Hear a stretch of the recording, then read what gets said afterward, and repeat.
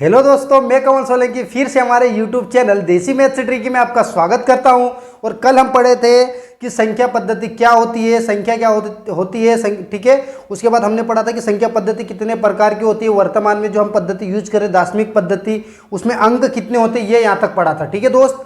अब देखो, आज हम पढ़ेंगे यहाँ पर कि संख्या पद्धति जो हमने दार्शनिक पद्धति यूज करी उसमें संख्याएं कौन कौन सी होती, ठीक है। जैसे प्राकृत संख्या, पूर्ण संख्या, पूर्णांक संख्या, अभाज्य, भाज्य, परमेय, अपरमेय, वास्तविक, काल्पनिक, सभाज्य, सारी संख्या पढ़ाऊंगा। तो कल भी बोला था, आज भी बोल रहा हूं, जो भी बंदा या जो भी देख रहा मेरा दोस्त, यदि नोट्स बनाना चाहते हो बना सकते हो। और जो नया बंदा देख रहा है इस यूट्यूब चैनल पे पहली बार आया, वो हमारा फर्स्ट वीडियो जरूर देखे। तो इसी के साथ हम यहाँ पर स्टार्ट करते हैं, बिल्कुल जीरो लेवल से। जो कोचिंग में नहीं मिलेगा वो यहाँ पे मिलेगा दोस्त, ठीक है। तो चलो, पहला हमको यहाँ पर लिखा प्राकृत संख्या, इंग्लिश में क्या बोलते हैं इसको, नेचुरल नंबर। क्या बोलते हैं, नेचुरल। प्राकृत संख्या, नेचुरल मतलब प्राकृतिक, नेचुरल मतलब क्या, प्राकृतिक। और प्राकृतिक मतलब क्या, हमको प्राकृतिक से मिली, जिसकी खोज वोज कुछ भी नहीं हुई, मतलब प्राकृतिक से ही मिले हमको, आगे से ही मिले, हमको मालूम ही नहीं कि ये संख्या कहाँ से आई, उसको क्या बोलते हैं हम, प्राकृतिक संख्या। या फिर देखो, याद रखने के लिए आप क्या कर सकते हो, मालूम है इसको, क्या प्राकृत संख्या मतलब प्राकृतिक। जैसे हम गए ना जहाँ पर भी अच्छी जगह घूमने, तो प्राकृतिक, वाह यार एक नंबर माहौल यार, मजेदार, एक नंबर। तो प्राकृत संख्या कहाँ से स्टार्ट होती है, एक से। एक नंबर माहौल है मतलब कहाँ से होती है, एक से। एक, दो, तीन, और ये कहाँ तक भाई चलता रहेगा, मालूम ही नहीं कहाँ तक जाएगा, ठीक है। ये इन्फिनिटी तक चलता रहेगा, ठीक है। इतना समझ में आया। और प्राकृतिक एक नंबर, तो प्राकृत संख्या कहाँ से स्टार्ट होती है, एक से। फिर आता है यहाँ पर पूर्ण संख्या। पूर्ण मतलब होल नंबर, और पूर्ण मतलब नाम से स्पष्ट है कि जहां पर पूरी संख्या हो जाती है। क्या होती है यहाँ पर, पूरी की पूरी संख्या हो जाती है, उसको क्या बोलते हैं, पूर्ण संख्या। तो फिर देखो, अपने जो भारत के लोग हैं वो क्या मानते हैं कि शून्य का आविष्कार हुआ। और शून्य का आविष्कार किसने किया, आर्यभट्ट ने। किसने किया, आर्यभट्ट ने। लेकिन जो अदर स्टेट के, जैसे अमेरिका के, वो क्या मानते हैं, हमारे मतलब वो जो अमेरिका के है ना, एक उनका आमिर अक्जेल करके है, उनके यहाँ पर, उनका वो मानते कि उन्होंने जो शून्य की खोज की। लेकिन भारत वाले क्या मानते कि आर्यभट्ट ने की। तो आर्यभट्ट ने कब की, 5वीं सदी के लगभग। तो शून्य की खोज हो गई तो संख्या पूरी हो गई। संख्या पूरी हो गई मतलब अब पूर्ण संख्या क्या हो जाएगी, जीरो से स्टार्ट होगी। 0, 1, 2, 3, और क्या हो जाएगा यहाँ पर, ऐसा चलता जाएगा, ठीक है। ये आगे भी क्या हो जाएगा यहाँ पर, ऐसे बढ़ते जाएगा।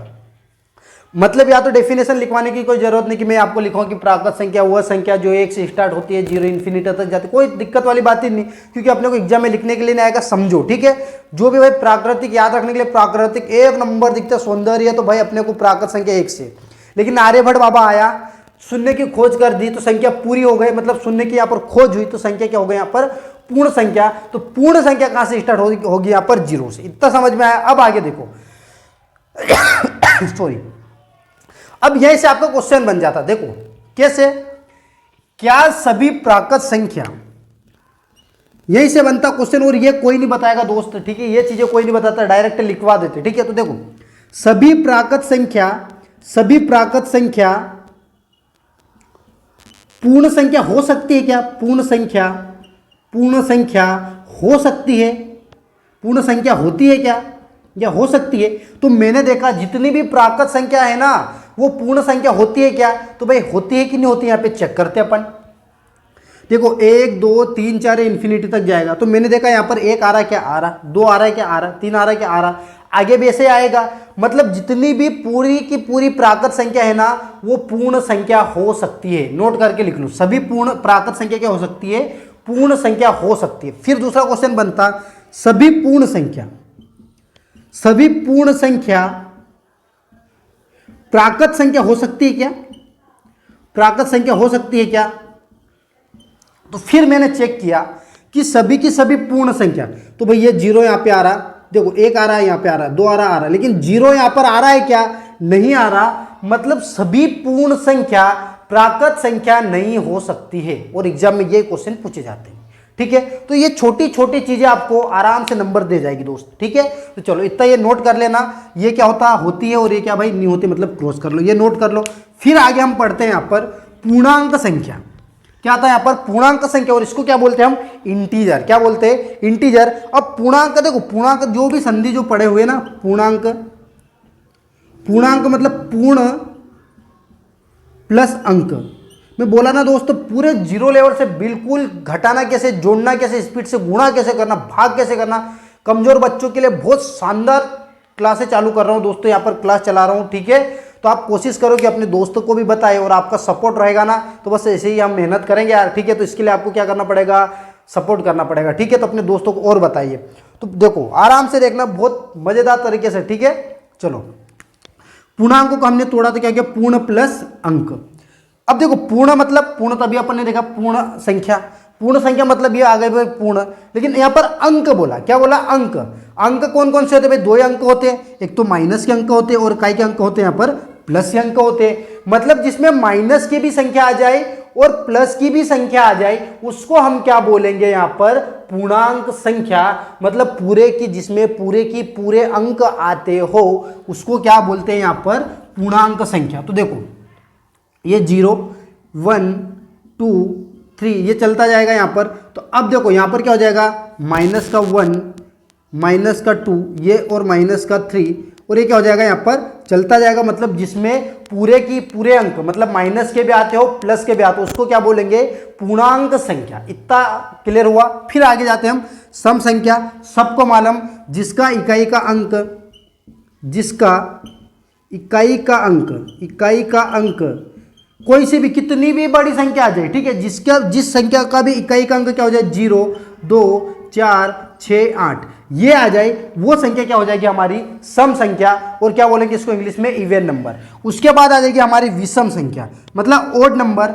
सेम कॉन्सेप्ट है यहाँ पर, जिसका भी इकाई का अंक क्या आ जाए यहाँ पर, इकाई का अंक क्या आ जाए यहाँ पर, इकाई का अंक क्या आ जाए, 1 3 5 7 और 9, कितनी भी बड़ी संख्या आ जाए। जैसे मैंने ले लिया 1 2 5 8 7 और 6, तो लास्ट वाला अंक क्या आ जाएगा, 6। मतलब ये क्या आ जाएगा यहाँ पर सम संख्या। कितनी भी बड़ी संख्या हो, इकाई का अंक ये हो जाए तो सम, ये वाले आ जाए तो क्या हो जाएगा यहाँ पर विषम। इतना कॉन्सेप्ट समझ में आया। फिर आगे बढ़ते हैं यहाँ पर परिमेय संख्या और अपरिमेय।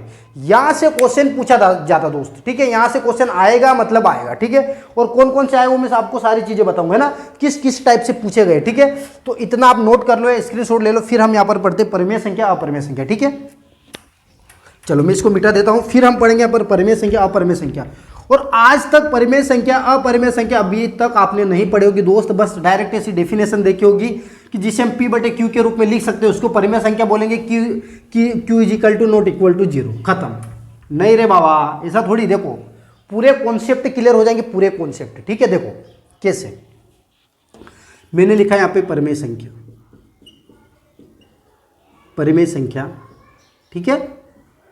इसको क्या बोलते हैं अपन, रेशनल नंबर।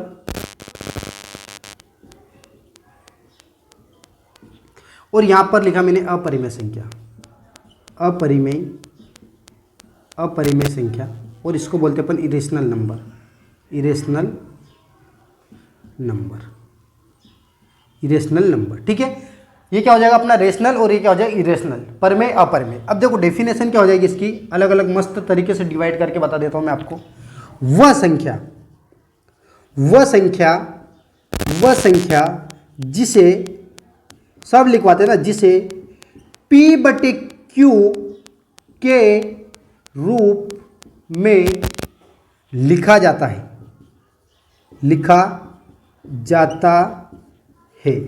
जहां Q नॉट इक्वल टू 0, मतलब Q का मान कभी भी 0 नहीं होगा, ठीक है। अब कैसे नहीं होगा सारी चीजें बताऊंगा।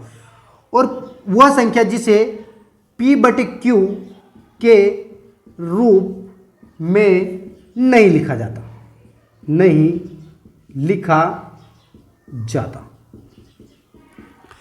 अब ध्यान से समझना यहां पे, है ना, बहुत ध्यान से समझना। मैंने लिखा 1, क्या लिखा यहां पर 1, ये परिमेय संख्या की अपरिमेय। तो आप बोलोगे, बहुत सारे बंदों को, बहुत सारों को डाउट भी रहता, बहुत सारों को मालूम भी है ना। तो देखो यहां पर तो बोला यार परिमेय संख्या में मतलब P/Q होना चाहिए, और यहाँ 1 में तो भाई बटे में कुछ संख्या है ही नहीं, तो ये तो परिमेय संख्या हो नहीं सकती। लेकिन मेरे दोस्त ये परिमेय संख्या है। अब कैसे, देखो यदि इसके बटे में यदि मैं 1 कर दूं तो इसको काटूंगा तो वापस क्या आ जाएगा मेरे पास, 1 ही आ जाएगा ना। कुछ परिवर्तन हुआ क्या, नहीं हुआ। मतलब इसको मैं 1/1 लिखूं तो ऊपर वाली संख्या को क्या बोलते हैं, अंश मतलब क्या, P/Q, P, ठीक है। और हर, बटे वाली संख्या क्या, हर, और हर का मतलब क्या, Q।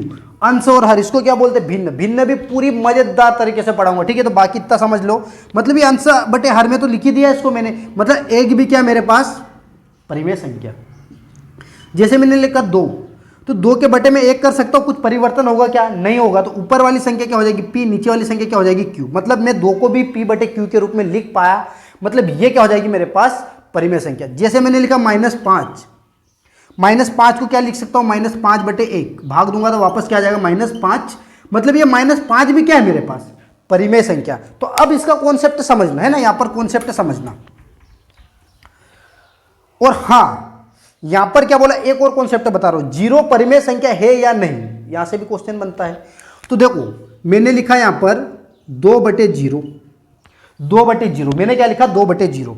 तो अब देखना यार, यहां पर तो बोला q का मान कभी भी 0 नहीं होगा, q का मान कभी भी 0 नहीं होगा, लेकिन यहां पर तो q का मान 0 आ गया, मतलब ये तो परिमेय संख्या हो नहीं सकती। लेकिन इसको आगे हल करूंगा तो किसी भी संख्या में 0 का भाग दिया जाता तो क्या हो जाएगा, यहाँ पे इन्फिनिटी आता। क्या था, इन्फिनिटी आता। क्या था, इन्फिनिटी, ठीक है। शून्य के नियम लिखाऊंगा ना, आपको सारे कॉन्सेप्ट क्लियर हो जाएंगे।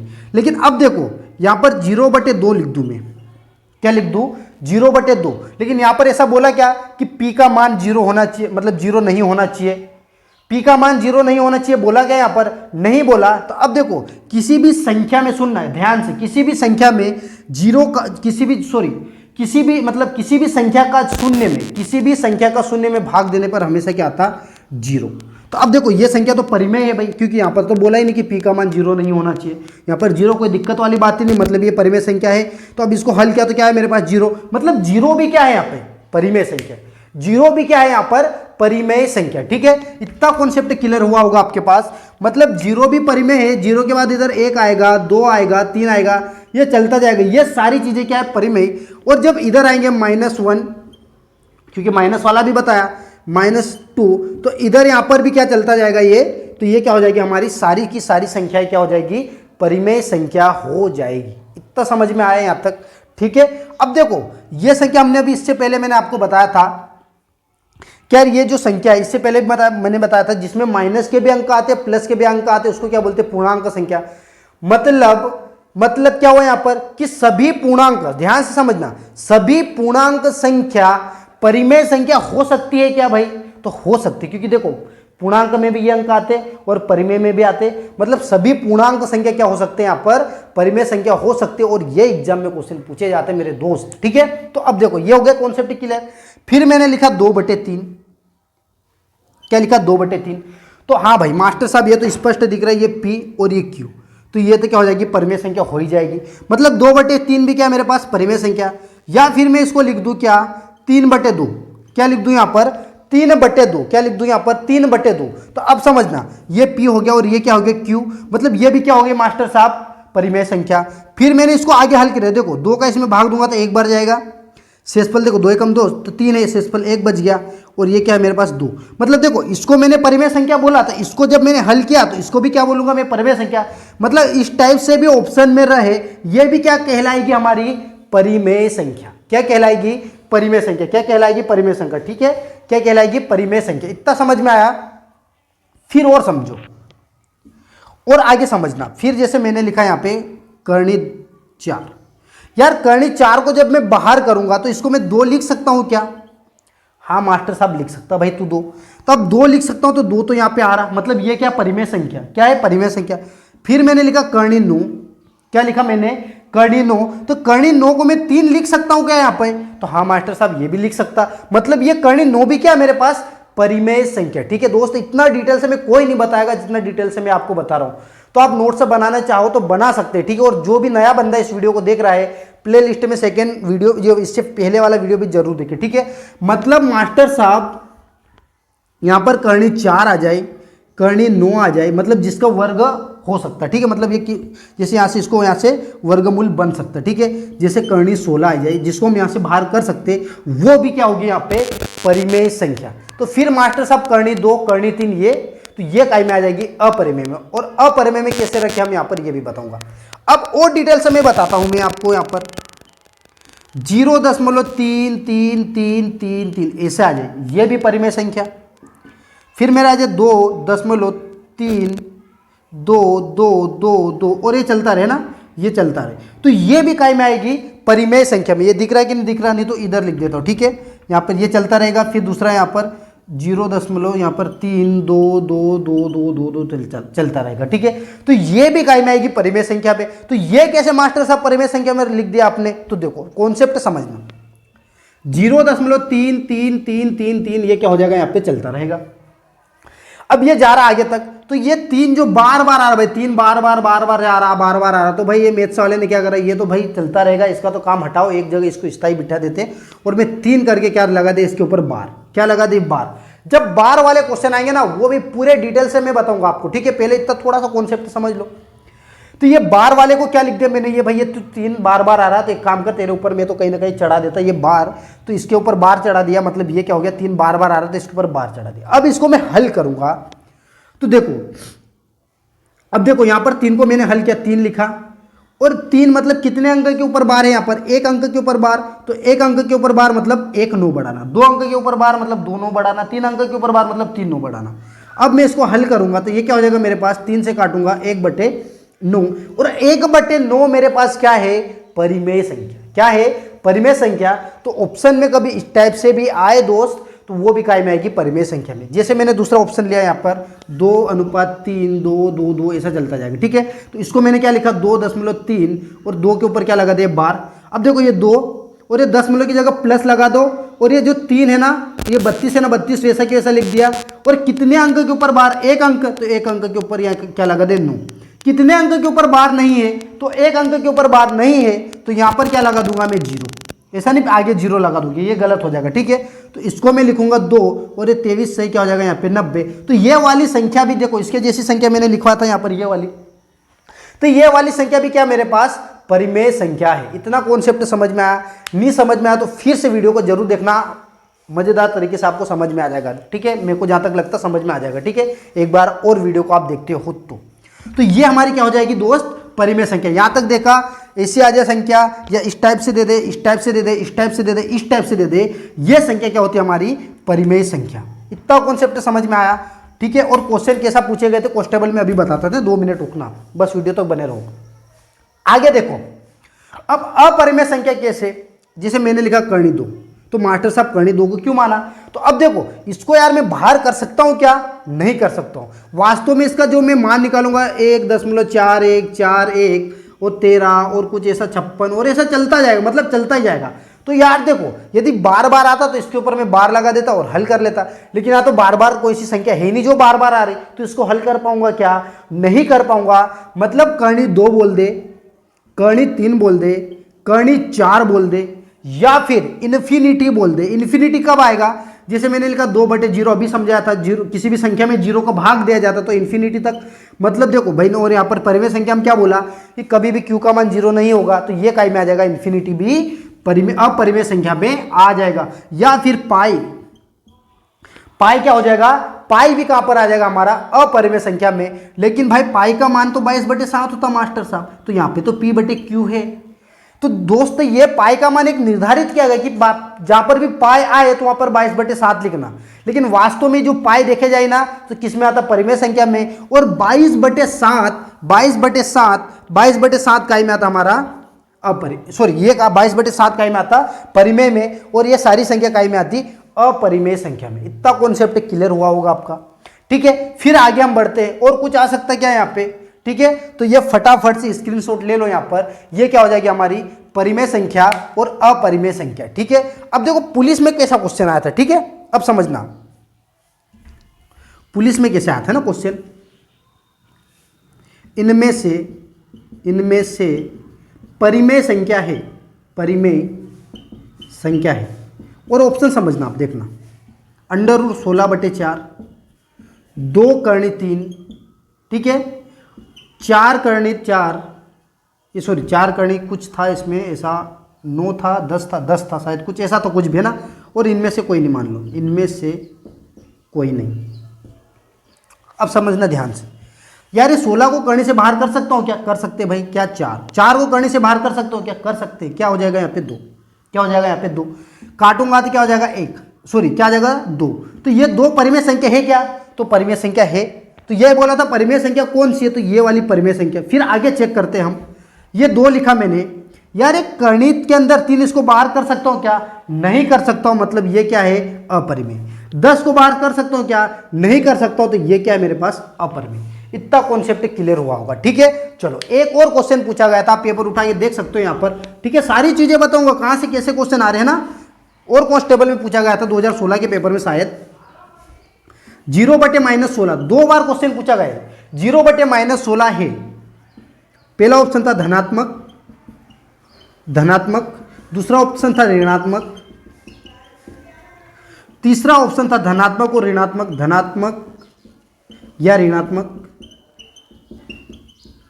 चौथा ऑप्शन था धनात्मक, न ही धनात्मक और न ही ऋणात्मक।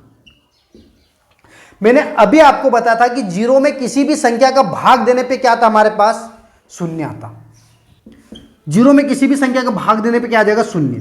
और 0 अब देखो ऑप्शन में क्या लगाते मालूम है? यहाँ पे माइनस दिखा ना, तो ये माइनस लगा देंगे पर ऋणात्मक है। या फिर ऐसा बोल सकते कि 0 ना तो धनात्मक न ऋणात्मक है, तो भाई लगा देंगे न ही धनात्मक न ही ऋणात्मक। लेकिन वास्तव में 0 क्या है? धनात्मक भी है और ऋणात्मक भी है। क्या यहाँ पर 0 देखो भाई माइनस के साइड भी बैठेला है भाई, किधर है? बीच में बिठा दिया इसको, ठीक है। तो इसको ऐसा नहीं बोलेंगे ना तो ये ऋणात्मक न तो ये धनात्मक। 0 धनात्मक भी है और ऋणात्मक भी है, ये दिमाग में बिठा लो। तो ये जल्दी से स्क्रीनशॉट ले लो, ये क्वेश्चन पूछे गए थे दोस्त। आई होप आपको इतना समझ में आया होगा। इसके बाद हम पढ़ेंगे यहाँ पर कौन सी संख्या पढ़ेंगे? इसके बाद हम पढ़ेंगे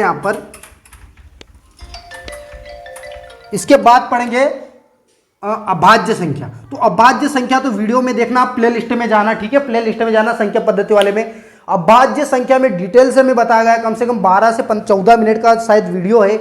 उसमें कैसे क्वेश्चन पूछे गए, किस टाइप से घुमाए गए, सारे बताया गया। भाज्य संख्या बताऊंगा। पर उसके बाद हमारे आ जाएगी यहाँ पर कौन सी विषमफली है, उसके बाद आ जाएगी वास्तविक बची, काल्पनिक बची, सहभाज्य बची। तो जो भी संख्या बची है मैं आपको कल के वीडियो में जरूर बताऊंगा। तो आपको कभी वीडियो अच्छा लगा हो, पसंद आया तो चैनल को क्या कर देना? सब्सक्राइब कर देना, जो भी नया बंदा हो, ठीक है। और वीडियो को भी अच्छा लगा तो लाइक कर देना और अपने दोस्तों में शेयर करना। इसी के साथ जय हिंद, जय भारत। मिलते हैं कल के वीडियो में, ठीक है।